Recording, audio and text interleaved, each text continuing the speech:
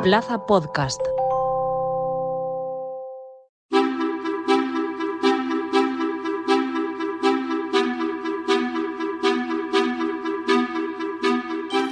Mientras que para algunas personas es la mejor época y es sinónimo de disfrutar, para otras el verano supone un reto, supone un miedo al que enfrentarse. La culpable tiene un nombre, es violencia estética. Esta obliga a seguir ciertos patrones y mandatos sobre cómo vestirse, cómo pesar, algo que se ha normalizado, aunque sus consecuencias psicológicas aumentan con el paso de los años. Los anuncios, redes sociales o medios de comunicación también han contribuido a la divulgación de estas ideas. Inseguridades, complejos, insatisfacción corporal o trastornos de la conducta alimentaria como la anorexia, bulimia o el trastorno por atracón son algunas de las consecuencias que pueden generar estos mensajes, sobre todo en los adolescentes, ya que pueden llegar a ser más influenciables. Hoy en Plaza al Día, violencia estética. ¿Qué es y por qué ha aumentado? Para hablar de este tema, saludamos a Andrea Acuña. Ella es psicóloga y especializada en perspectiva de género y terapias contextuales. Señora Acuña, muy buenas. Hola, muy buenas, Lucía. Muchas gracias por invitarme. Encantada de estar aquí. Decía yo al inicio que para muchas personas el verano pues es la mejor época del año. Es sinónimo, lógicamente, de disfrutar, de tomar el sol, de ir a la playa. Pero para otras, en cambio, supone un reto y es un miedo al que enfrentarse. La culpable tiene un nombre y es la violencia estética, un término que puede sorprender a muchos que quizás no lo hayan escuchado nunca. Exactamente, ¿qué quiere decir violencia estética? La violencia estética vendría principalmente a imponer, ¿no?, una serie de estándares por los cuales se validaría a las mujeres principalmente a través de la estética, ¿no? Voy a poner un ejemplo que creo que con él entenderán los oyentes exactamente qué queremos explicar en este podcast. Hablamos de mayo de este año, de 2024, en el que las clínicas Dorsia desplegaron una lona en el centro de Madrid fomentando las operaciones de pecho bajo el lema «Otro verano más cambiando el panorama de las playas». Una publicidad que estaba dirigida, lógicamente, a las mujeres para que llevaran a cabo esos cambios estéticos de cara al verano. Las redes se hicieron eco enseguida y se llenaron de críticas hacia la empresa hasta que el colectivo Teta y Teta denunció precisamente el anuncio, calificándolo de vergonzoso y consiguió que lo retiraran. Este, como digo, es solo un ejemplo de cómo la publicidad puede influir precisamente en los sentimientos que se tienen hacia el cuerpo propio y ajeno, y también hacia la aceptación de uno mismo, lo que se ha intensificado lógicamente también en los últimos años, pues con eso, con las redes sociales, con las nuevas tecnologías y sobre todo en los más jóvenes. Parece mentira que en 2024 todavía existan campañas de este tipo, ¿no? Pues sí, completamente. Y además no solo por el peligro que entraña el mensaje en sí, sino bueno, por lo que comentábamos antes, ¿no?, que la violencia estética también versa un poco sobre esto, que al final la narrativa o sobre lo que hay que posicionarse está definido, ¿no?, por esta agenda un poco al servicio de empresas, de la publicidad, ¿no? Y sigue siendo el punto de referencia, ¿no?, porque salió una campaña después un poco a tratar de diversificar y tratar de mostrar, ¿no?, más tipos de cuerpo y validarlos así, pero sigue siendo una narrativa en torno al cuerpo de la mujer y es el objeto de debate y lo que se expone a juicio público un poco, ¿no?, cuando quizás lo ideal sería dejar de preocuparnos tanto, ¿no?, o de focalizarnos tanto en esta materia. Sí que es verdad que esto no es de ahora, es algo muy antiguo. Los cánones de belleza, pues quien no ha oído hablar del 90, 60, 90, perfectos cuerpos atléticos. Eso, por suerte, también, aunque la gente ahora cada vez se cuida más, quizás hay otra manera de verlo, ¿no? Incluso decíamos que las redes sociales pueden influir negativamente en esto, pero también a veces puede darse la vuelta a la tortilla y afectar de otra manera, de manera positiva, porque muchas influencers, por ejemplo, ya empiezan también a mostrar esa parte más humana, es decir, si tienen celulitis, pues muestran su celulitis, o si han engordado X kilos, pues lo dicen abiertamente. Poco a poco también se está cambiando esa mentalidad. Sí, yo creo que se están haciendo grandes avances en ese sentido, ¿no?, de poder abrir un poquito la la aceptación a otros tipos de cuerpo, ¿no? Pero no hay que olvidar que al final las redes sociales, no, especialmente Instagram, sus pilares fundamentales, no, es el contenido gráfico y el contenido audiovisual, básicamente, ¿no? Entonces, ya bajo esta premisa, lo que tenemos es una intensificación de la atención que le prestamos, ¿no?, a nuestros cuerpos y cómo los queremos exponer, ¿no? Lo primero que hacemos cuando nos vamos a sacar una foto es me coloco el pelo o pongo esta pose, ¿no? Quizás de manera incluso más intensa que se hacía hace muchísimos años, ¿no? Cuando sabíamos que esas imágenes no iban a ser compartidas con un gran público, ¿no? Quizás con nuestros seres más cercanos, pero no que iban a ser objeto de juicio público prácticamente, porque bueno, al final las cuentas en redes sociales tienen un alcance que obviamente en la vida cotidiana no llegamos a alcanzar.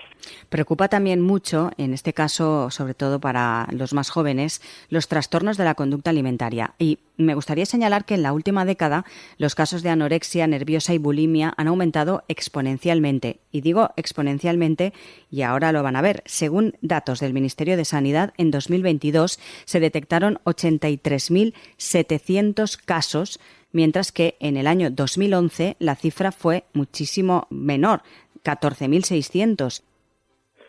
Sí, cada vez lo estamos viendo más y cada vez son cosas que están más presentes porque además se van encubriendo. ¿Qué quiero decir con esto? Que muchas veces no está este culto a la comida sana, al real fooding, a incluso dietas, ¿no? Como pueden ser dietas veganas o vegetarianas, ¿no? Sin entrar a ningún tipo de juicio moral, ¿no? Pero pueden enmascarar muchas veces un hipercontrol sobre lo que comemos, una vigilancia extrema sobre las calorías, sobre empezar a contar, ¿no? A contabilizar qué efecto y empezar a presuponer, ¿no?, qué efecto puede tener eso en nuestro cuerpo. Y al final muchas veces este estilo de vida saludable, ¿no?, este enfoque de comida saludable termina por intensificar o por producir ciertas conductas del tipo restrictivo, cierta demonización, ¿no?, de tipos de comida, cuando evidentemente dentro de las dietas que queramos seguir siempre tenemos que tener cierto margen hacia la flexibilidad, porque cuando empezamos a generar culpa, ¿no?, o sentimientos de asco hacia cierto tipo de comida, ¿no?, ahí empieza a haber y empieza a gestarse una relación disfuncional con la comida al final. Usted como psicóloga, que me imagino que atenderá a personas con estos problemas de trastornos de la conducta alimentaria, ¿qué le cuentan o qué le dicen? ¿Por qué se sienten mal con ellos mismos y por qué llegan a caer en este tipo de enfermedades? Porque, lógicamente, no se ven bien físicamente, ¿no? Bueno, aquí hay que entender como en base a dos paradigmas un poco. Por un lado, que los trastornos de conducta alimenticia son el síntoma normalmente, ¿no? Es la manera que tiene la persona de controlar esas sensaciones desagradables que tiene en torno a la comida y en torno a su cuerpo, ¿no? Pues quizás como otras personas pueden salir por otras conductas problemáticas, en este caso estas personas es la sintomatología que presentan, ¿no? Muchas veces vienen pues de perfiles más perfeccionistas, de perfiles con una autoexigencia alta y lo que encontramos mucho es que al haberse producido, ¿no?, este cambio a nivel social y a nivel global de poner la imagen prácticamente en el centro, ¿no? Pues antes cuando las niñas, los niños iban al colegio no tenían ese peligro de viralizarse o de grabar el próximo reto de TikTok, ¿no? Ahora si voy a grabar un vídeo con mis amigos, con mis amigas, para subirlo a las redes, que es posible que se viralice, quiero aparentar, ¿no?, y quiero presentarme de la mejor manera posible al mundo. Entonces, al final, las redes sociales van de la mano completamente con este incremento en los trastornos alimenticios, porque al final es un culto, ¿no?, al cuerpo, a la imagen y a poner a esto en el centro. Lo decía yo al principio que el verano puede afectar negativamente a la autoestima de algunas personas. ¿Qué consejos como profesional daría a quienes se sienten precisamente inseguros con su cuerpo y sobre todo en esta época del año que vamos pues con ropa más ligera y se ve pues más parte del cuerpo que en invierno, por ejemplo? Bueno, aquí pues igual, quizás dividir, ¿no?, entre un malestar medio, si todavía no hemos llegado a emitir conductas como de evitación, pues no voy a la playa porque no quiero enseñar mi cuerpo, no voy con mis amigas a esta fiesta porque es una fiesta en la piscina. Si llegamos a extremos ya de evitar o de renunciar a cosas que antes nos hacían felices, aquí, por supuesto, ayuda profesional. Si estamos en pasos previos, empezar a reconocer, ¿no?, si realmente yo estoy haciendo algo para tratar de controlar que cómo me muestro el mundo, cómo la gente ve mi cuerpo, ¿no? Si me siento de una manera u otra en la playa para que no me salga un Michelin o para que no se me note la celulitis, ¿no? Aquí trataríamos siempre como de redirigir la atención al momento presente, ¿no? Tratar de irle ganando espacio a la mente, ¿no? Ir redefiniendo un poco y estructurando también una narrativa con la que nos sintamos más cómodas. Bueno, pues igual no me gusta, ¿no?, cómo se ve mi barriga, cómo se ve mi brazo o cómo se ve mi tobillo, ¿no? Pero aún así hago lo que yo sé que me va a sentar bien, ¿no? Estoy con mis amigas, trato de ir restándole, ¿no?, esa atención al cuerpo y poder ponerla en lo que es importante para nosotros. También animo muchísimo a hablarlo, porque muchas veces pensamos, ¿no?, que estamos solas o solos en estos complejos que vamos desarrollando a lo largo de la vida, pero bueno, en consulta vemos que al final se terminan repitiendo, ¿no?, y que prácticamente cualquier parte del cuerpo puede ser objeto de esta disminución de la autoestima y que sea nuestro foco sobre el que midamos, ¿no? Por último, estamos hablando de cómo afecta el verano a esas personas que pueden estar inseguras o no satisfechas con su cuerpo, pero de manera genérica también el verano supone un cambio de rutina, sobre todo cuando ya estás en vacaciones, y que puede afectar también un poco a la salud mental. ¿Qué estrategias se pueden practicar o nos pueden ayudar a mantener una buena salud mental durante las vacaciones? Porque también es diferente, es otra época, los niños no tienen colegio para quienes los tienen y tienes que también afrontar otras situaciones distintas a las que afrontas cuando estás trabajando, ¿no? No, desde luego. Al final, en vacaciones surgen otro tipo de conflictos, pues desde el cuerpo, desde convivir más tiempo, ¿no?, con las personas por las vacaciones.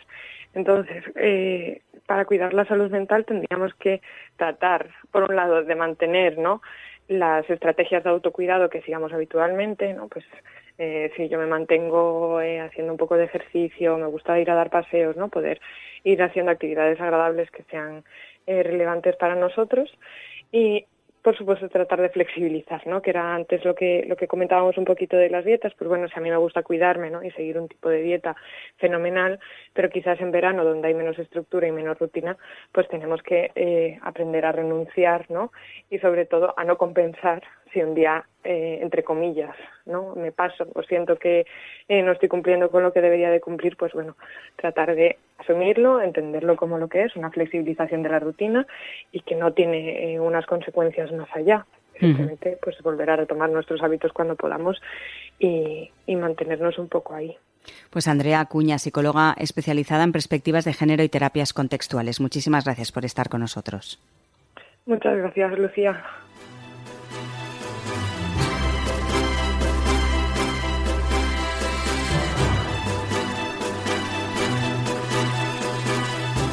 Recuerden que tienen disponibles todos los episodios de Plaza al Día, así como el resto de contenidos de Plaza Podcast en nuestra web plazapodcast.es. Además, también los pueden escuchar en todas las cabeceras del Grupo Plaza y a través de las diferentes plataformas de podcast.